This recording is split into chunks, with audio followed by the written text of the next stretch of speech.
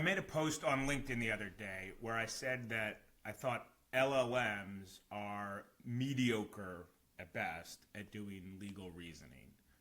And a number of people responded by proposing strategies you can use to improve the outcome of LLMs when you're asking them to do legal reasoning tasks.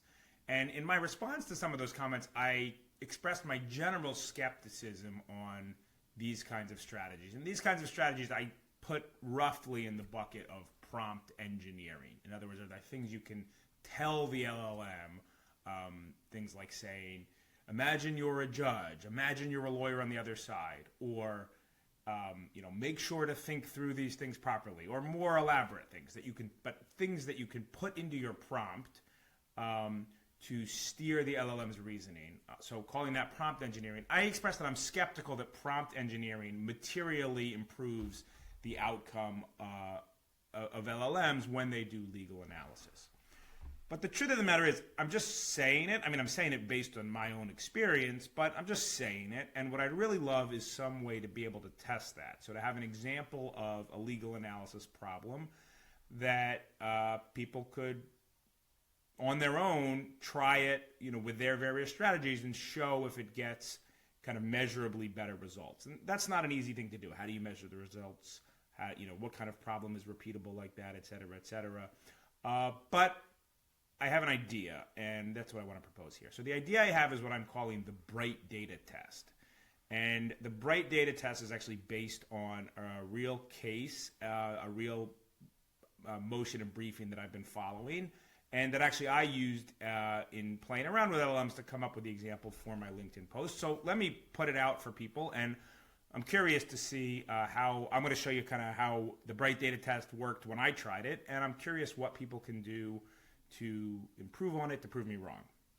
So, okay, this is going to take a little bit of explanation, and this video is going to be a little long as a result, but this is legal analysis. It's not simple, so bear with me. So what is the Bright Data Test? Where does that come from? So it comes from a current case that I've been reading, and it's a case that Reddit filed against Anthropic. Reddit, as you probably know, is an online forum where lots and lots of people post things. Anthropic, of course, is the LLM company that makes Claude. And the basis of Anthropic's complaint is that, Reddit's complaint, is that Anthropic improperly scraped Reddit's site to train Claude. That they went through and they, in an automated fashion, pulled all of the user posts from Reddit, used that to train Claude, and that was a violation of Reddit's terms of service. That's basically what the gist of the complaint is that it was a breach of contract that of the Reddit user agreement. They have some other sort of variations on it that unjust enrichment, tortious interference, etc. But the heart of the claim is that this was a breach of contract, that the scraping of Reddit in order to train Claude breached the Reddit user agreement. And that's what they lay out here in their complaint. They filed this case in state court in California, and Anthropic removed the case to federal court.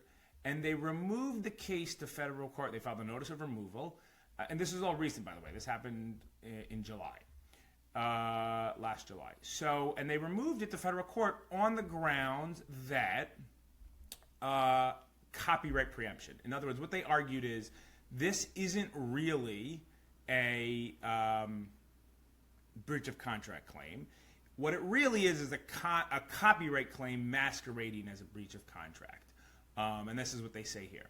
The rights that Reddit seeks to vindicate through its 4 causes of action are equivalent to rights protected under the Copyright Act and don't contain extra elements, and so they're preempted.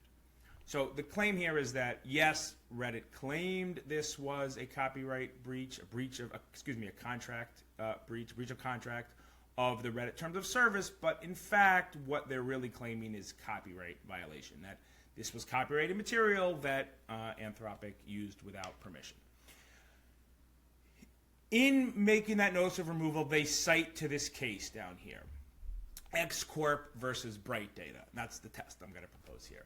And they said, and they quoted this X Corp versus Bright Data case, another Northern District of California case, federal case, saying this amounts, copyright, the breach of contract claim amounts to little more than camouflage for an attempt to exercise control over the exploitation of copyright. And then they cite holding that the Copyright Act preempted state law claims, including unjust enrichment, based on scraping and selling of data. So this is one of the cases that they cited in their notice of removal for why this claim by Reddit, even though it never talks about the Copyright Act, is nevertheless really a copyright claim, is preempted and can be removed to federal court, that federal court has jurisdiction. So that was their argument. And they cited this X Corp versus Bright Data case for that, and other cases, but that case as well. So Reddit files a motion to remand. And they file this motion to remand and saying, no, this isn't preempted. And it is, this case should properly be in state court, and we should send it back to state court. And in their brief, they address this X Corp case. So this is sort of the heart of their argument. They're talking about Reddit's breach of contract claim is not completely preempted. And in the course of that argument, they address, down here in footnote 8, this X Corp, this Bright Data case. And they say Anthropic relies on X Corp versus Bright Data in its notice of removal to suggest that Reddit's claims, including its contract claim, are preempted. And here's the key part. But X versus Bright Data's analysis was limited to ordinary affirmative, I think there's a typo here, but it was limited to the ordinary affirmative defense of conflict preemption, which cannot give rise to complete preemption and thus cannot confer federal jurisdiction. And then they give a quote. Put differently, conflict preemption does not provide a basis for removal. And so what they're saying here, and this is really important, right? This is going to be actually the heart of the Bright Data test here that I'm proposing, is they are saying Reddit is saying you, Anthropic, cited X Corp versus Bright Data. You cited Bright Data for the proposition that a breach of contract and unjust enrichment claim of breach of a terms of service when you copy copyrighted information is preempted by copyright claim and can be removed. And what they're saying here is, yes, that case did say those claims are preempted, but it said they are preempted on the basis of conflict preemption, not complete preemption. And conflict preemption, unlike complete preemption, does not provide a basis for removal to federal court. To set the stage a little more, let me just say a couple more sentences on what that is saying as a matter of law. Complete preemption is essentially the notion that there are certain areas where Congress has said anything in this area, basically, is covered by this law. So in the case of copyright, let's be more specific. In the case of copyright, the complete preemption argument is that certain kinds of claims, because of how they relate to copyright, are completely preempted. That the copyright law takes over the field there. And so no matter how you plead the claim, you call it a breach of contract, you call it unjust enrichment, whatever you call it, it is completely preempted by the Copyright Act because it's essentially wolf in sheep's clothing. And those kinds of claims, completely preempted claims, complete preemption is vest jurisdiction in a federal court. It's jurisdictional. So if I file a claim in state court, it is, and it meets the test for complete preemption, the defendant can remove it to federal court. It's jurisdictional. Complete preemption is different from conflict preemption. Conflict preemption is an argument not that the area of law completely usurps the field, but rather that in passing a certain law, in this case copyright law, Congress had certain intentions. There were certain things it wanted to do. And if you have a claim under state law where the state law would be contrary to the intent of the Copyright Act, so the key here is it's not that the state law is the same as the copyright claim, it's that the state law would conflict with the copyright claim. So in other words, if California had its own copyright regime, and it was totally different than federal law, it said that you are allowed to copy things as long as you file a form with the state of California. That claim, a claim that somebody breached that, would not be the same as a copyright claim. It would have elements about you didn't file the right form, et cetera, et cetera. But it would be in conflict with federal law, right? Clearly, Congress, that's not the scheme Congress had in mind. So conflict preemption is another kind of preemption, but unlike complete preemption, its basis is not that Congress has usurped the field, and if you file a claim that basically looks and feels and walks and talks like that claim, it's really just a federal claim. That's complete preemption. Conflict preemption is the notion that Congress had certain goals in passing the Copyright Act, and if there's a state regime that is contrary to those goals, that's preempted. But here's the key difference. Conflict preemption is something you can assert as an affirmative defense. You can use that as a basis to get the claim dismissed. You can go into state court and you can say, hey, this state law is in conflict with federal law, and so you got to toss the claim. You can say that, but it's not jurisdiction conferring. It doesn't create federal question jurisdiction, and here's the key, it's not a basis for removal. So, to sum up, what Reddit is saying here is that you, Anthropic, cited the Bright Data case. You cited it as a preemption case, and it is a preemption case, but it's not a copyright complete preemption case, which would allow you to remove. It's a copyright conflict preemption case, which does not allow you to remove. That's the essence of their argument, and that's how they address that case. Okay. With that background, here's the Bright Data test that I'm proposing. If I was a partner at a law firm, or when I was a partner at a law firm, the kind of question I would have asked on something like this is, what do we say?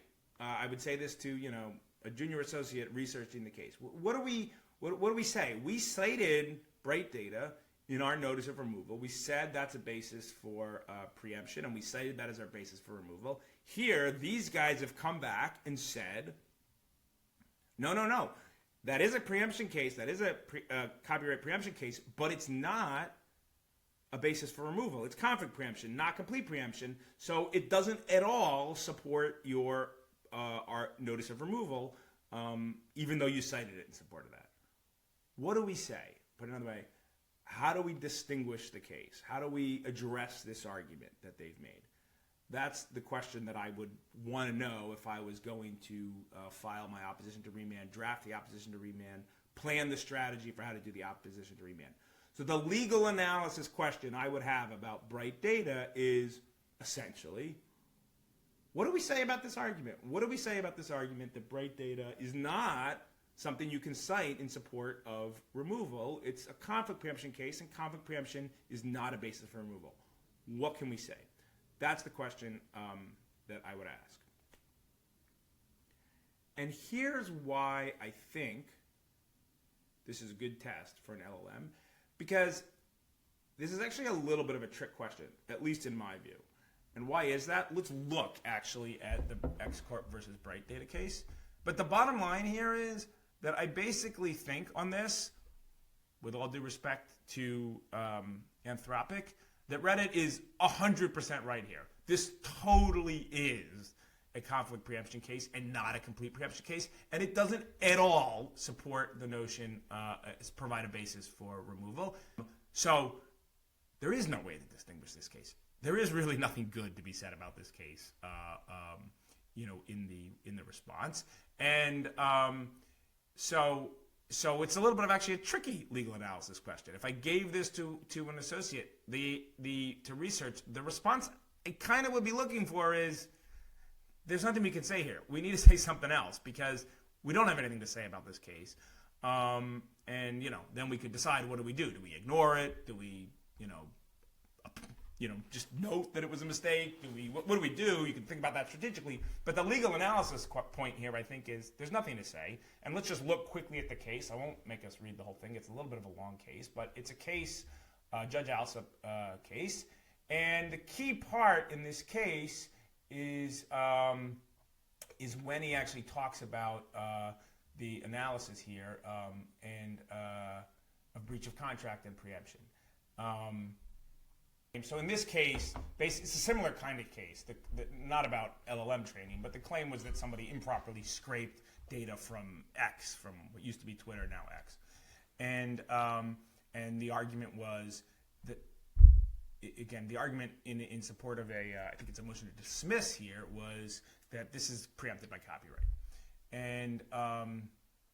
And here's what Judge Alsop says. He says, as recognized by our Court of Appeals, however, claims are not preempted if they fall outside the scope of Section 301's express preemption and are not otherwise in conflict with the Act. And here's the key, the part I underline here is the key part. Although conflict preemption has played second fiddle to express preemption in the case law as of late, it is the more appropriate consideration when the question presented is not whether the rights created by state law are equivalent to the rights created by federal copyright law, but whether enforcement of state law undermines federal copyright law. So what he's actually saying here, so he's talking about express preemption. I called it complete preemption before. It's the same concept. What he's saying here is that, actually let me highlight this because this is really the key part. What he's saying here is, yeah, I know a lot of times these cases, these things get looked at as questions of express preemption or complete preemption, but actually the better analysis is conflict preemption. And he goes on to do a conflict preemption analysis, and he basically has a lengthy opinion, which he goes on, which I won't go through, to explain why preventing contractually restricting what people can do with copyrighted information on social media would be contrary to the intent and purpose and scheme of the Copyright Act. And so he goes through and he clearly does a conflict preemption analysis, and that's the basis he finds for dismissing the claims. But notice two important things here. First of all, this isn't a removal case, so he's not at all looking at questions of jurisdiction or basis for removal. And second of all, he is the whole point of his analysis here is that this is conflict preemption, not express or complete preemption. Again, that's exactly what he says right here in this section. And he goes on to say that the reason he's doing that is because he thinks that's the better mode of analysis. In other words, the question isn't, is this the same as a copyright claim? The question is, does it undermine federal copyright law?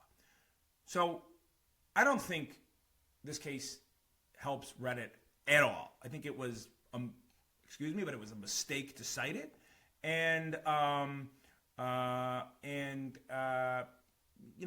Bright Data just doesn't support it, and Anthropic in its, Reddit in its motion to remand is 100% right. This case is just not relevant, not applicable here. And to just jump ahead a little bit more on the answer here, I think that actually Anthropic agrees because let's go to Anthropic's opposition to motion to remand, which was filed a little bit later. And if you look at their table of authorities, when they respond to Reddit's notice of remand, you know what case is not even cited once, doesn't even make the table of authorities? It is Bright Data. So they literally don't say a single word about it. They don't address this. We could argue about whether or not that's a good strategy in terms of not to address something you got called out at. Whatever.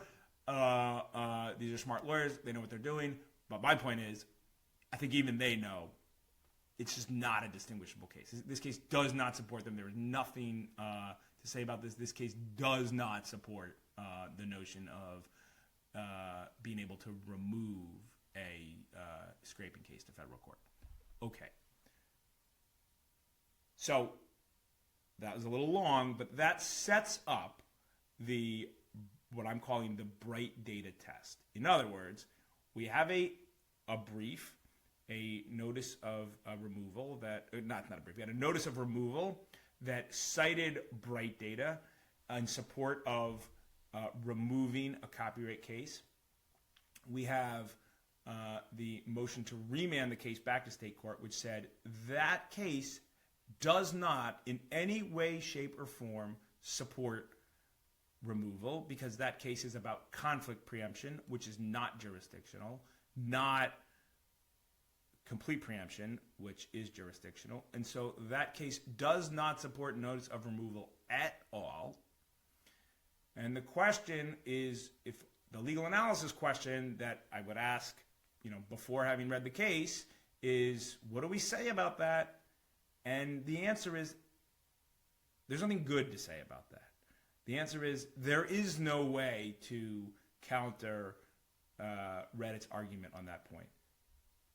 Bright data literally does not say anything that supports notice of removal. There's nothing to say about it.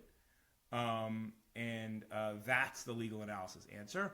And so now we can take that as the bright data test. The bright data test being, what do you say about the bright data case in this context of trying to defend citing it for a notice of, for removing a case to federal court on the basis of copyright preemption?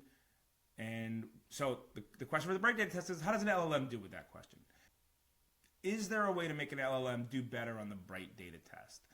And of course, the key here is to do better on the bright data test behind the veil of ignorance. So a prompt that says, how can you distinguish, what do we say in the bright data test? Please bear in mind that we may not have anything to say about it, and our best option might be to ignore it. I wouldn't count that prompt. You're basically just telling the LLM what to say.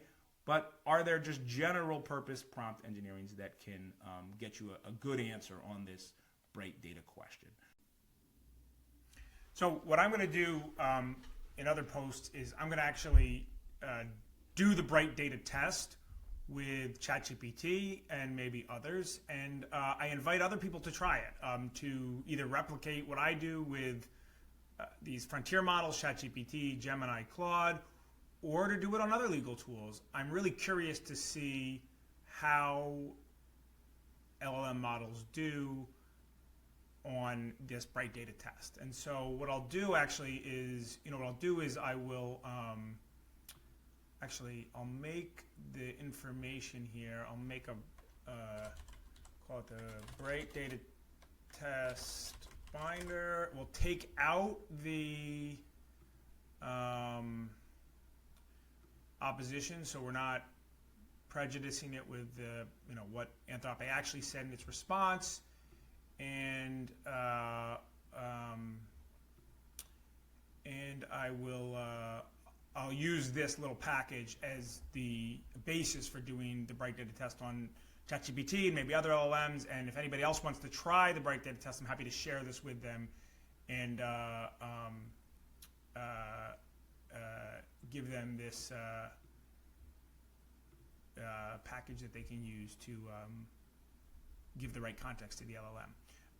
Okay, that's great. So anyway, that's the idea. Look, maybe there's a better test than the bright data test. I'd be curious to see. But the idea is to try to have some way of kind of repeating, apples to apples tests against different LLMs with different prompting strategies, with different underlying models, with different, maybe even different tools to see, can they do better than sort of, mediocre legal reasoning that I've sort of claimed is the problem. So that's the bright data test.